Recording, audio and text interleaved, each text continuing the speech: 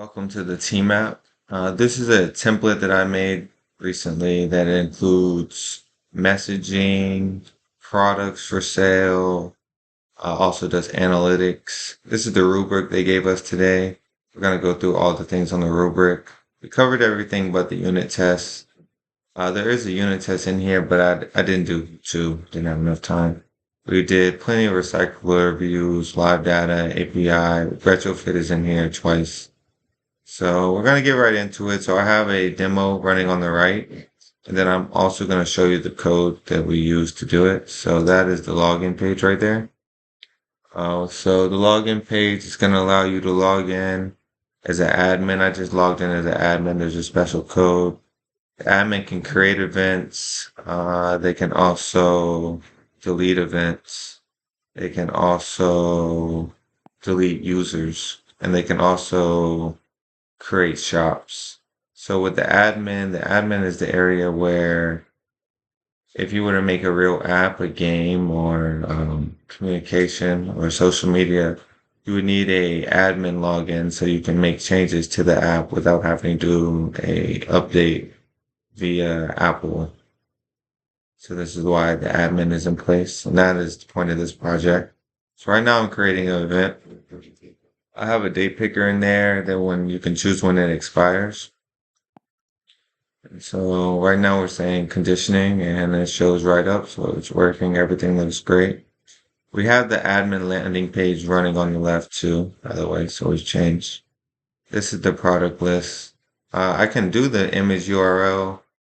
So the way image picking works is a little fickle. So I just didn't put the image in here. It's a whole different process with a real database. So this database is all local. So now I'm going to add a product. Also have the regular landing page running on the left. But yeah, I can add any product and oh, you see the image URL is there. I could replace that with, like I said, like a expo picker, different image pickers or, but, for the sake of time, we didn't put anything there.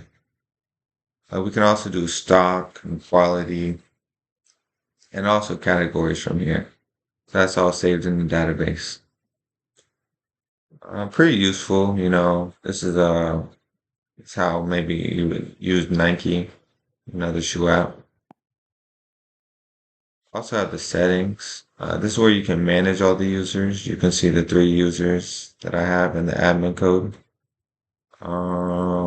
We also are showing you the XMLs for each page over there. So each page has its own layout. That's how we were able to create this design. We also have on the right, we are able to change the announcement durations and the maximum users and message retention. So we're going to go over to the chat and see the messenger. We also have a messenger so people can communicate with each other. This is the analytics. The analytics can do likes, views, and also definitely is a big part of the shop. But that's also set up in the database already. Now we're going to log in as a regular person. I'm going to do test 1. So this is going to show you the sign up code. On the left, I'm showing you retrofitter. So now you can see it says the name. This is Stephen Smith, and they can see the events. I kept it different on purpose to show you it was different files. You can also create a new account. So right here, the app splits, and you have to choose between an admin and a user view.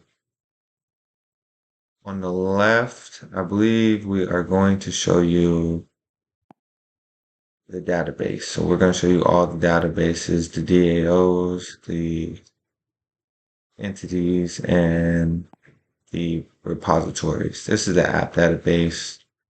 This is what keeps the app together. So now we're in as myself. This is the chat. So the chat is live and working well. I kept it anonymous. I mean, I could pull names, but not for the local database. I wouldn't do that for the local database.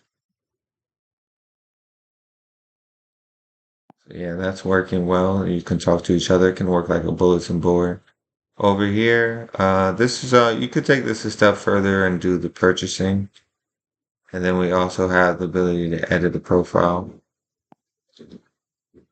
And we also allow them to view users. They can't delete the users. You can also, I added a search. So you could also search the users if it was a growing. So it's more of a local thing. And might add notifications in there if I were to continue going. But basically now we're in a time where if you, let's say in my example, I don't want everyone popping up on my phone, but I might want a group of people to pop up on my phone, a team. Here goes the database, how it's set up, and everything that's saved. There's five. There's actually six analysts, but it's not fully working yet because it's in the local. Here goes my branches and my different commits. I did log the entire process. So you can go see it. Here it is. If you these are just my issues. So it's on Will the Otter, the team app. That's the actual URL. It's pretty nice in GitHub. Right here. So those five branches show my process of building the app. I saved them. They all are working points in the app. And on the left is a pull request that I made to show proof that I did a pull request.